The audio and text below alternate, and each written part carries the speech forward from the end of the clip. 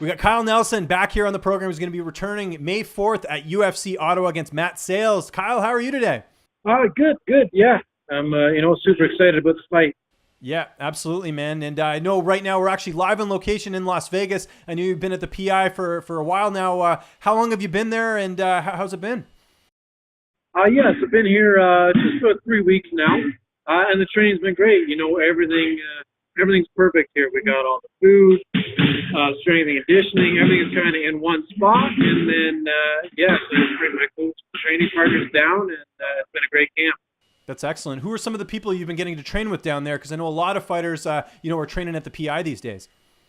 So Shane Campbell, he came down for a couple of weeks. So, he's obviously a very high-level Muay Thai fighter and MMA fighter with over 100 pro fights. So he came down and helped me out for a couple of weeks.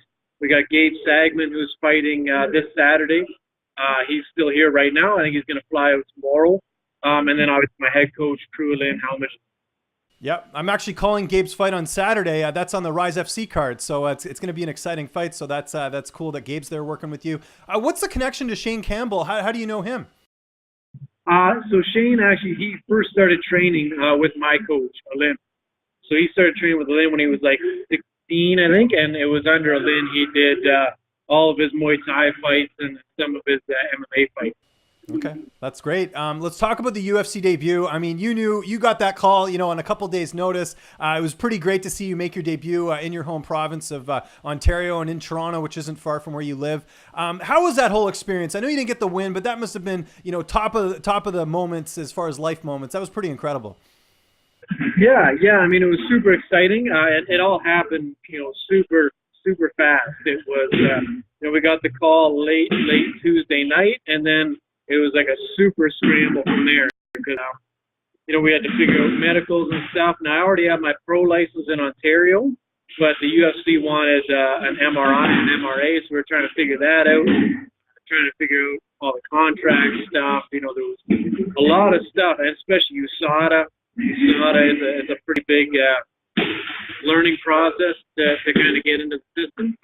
So it was basically to spend like the 3 days or so before the fight, kind of getting through all that stuff, and then make weight and fight. So it was didn't really have much time to look at my opponent, but it didn't really matter who it was. I was going to go in there and fight, and that's what I did. And I gave it all I had on that short notice, and then with the adrenaline dump and stuff. And luckily, I was able to showcase some of my skills and hurt my opponent a little bit, and let the UFC know that I deserve to be there.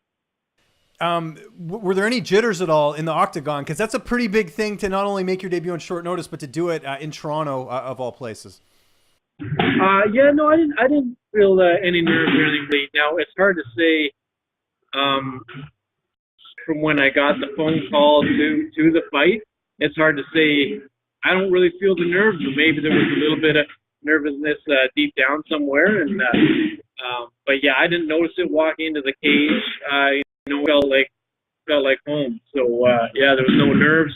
I felt loose, felt fluid, I felt powerful. Everything felt great until like the third or fourth minute in, and then it didn't feel so good. But I think just kind of my arms gave out, everything kind of gave out, and then it was I was kind of waiting for my second win, and it never came. So you're taking on Matt Sayles, impressive product who won on Contender Series. He trains out of Alliance. What do you know about him? How do you feel like you match up against him? He's been on the Contender Series, did well. He's fought once in the UFC, I think. He trains with like Dominic Cruz and all those guys.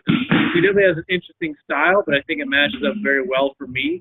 I think even to go back with Diego Ferreira, I think that was a good matchup for me too.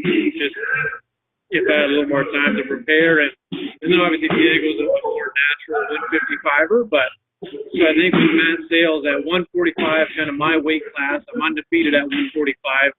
I'm going to be the bigger, taller opponent. I think I'm going to be able to bully him a little bit, and we're looking at knocking him out.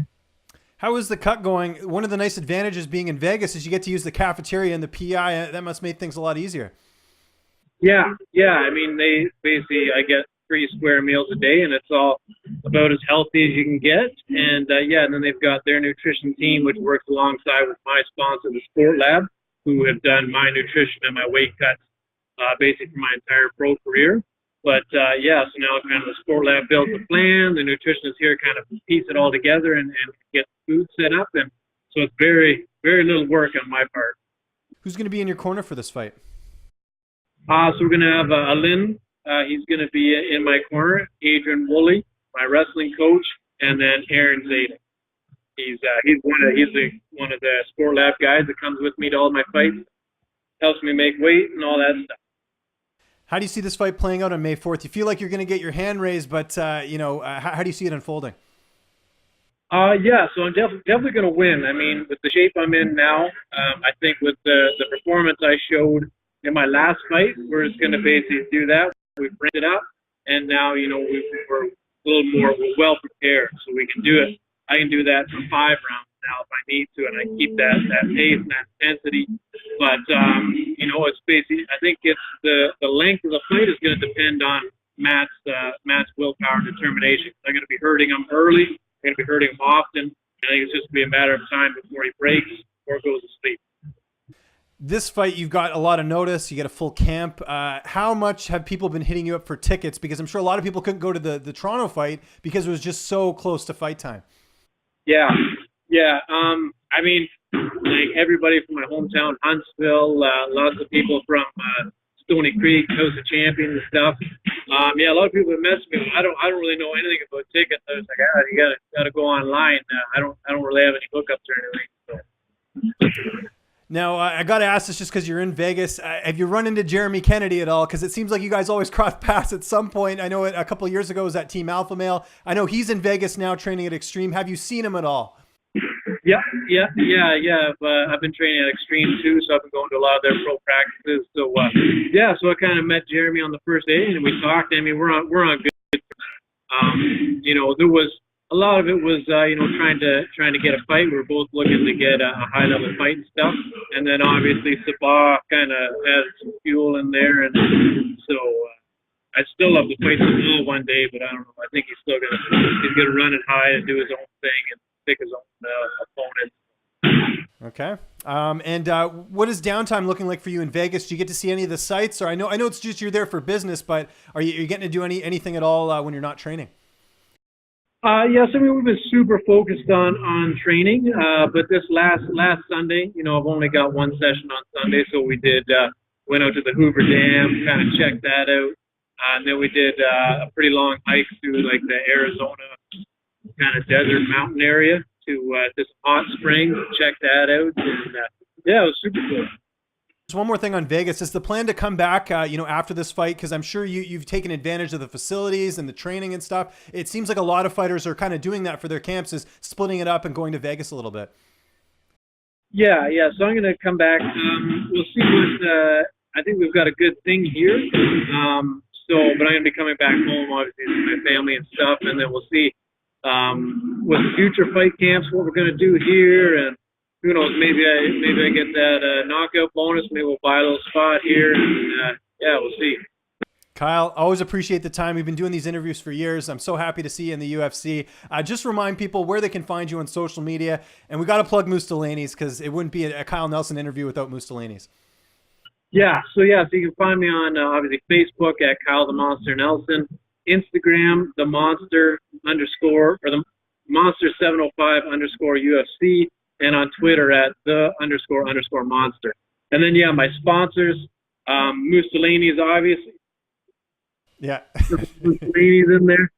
The Sport Lab, Sheath Underwear, Hyundai of Muskoka Renos, Cooler Meal Management Bags, and Urban Beer have all been super helpful and supportive in this training camp. Coming to Vegas and stuff, it's a lot of travel, and it's not super cheap. So without those guys, it'd be very difficult to do this.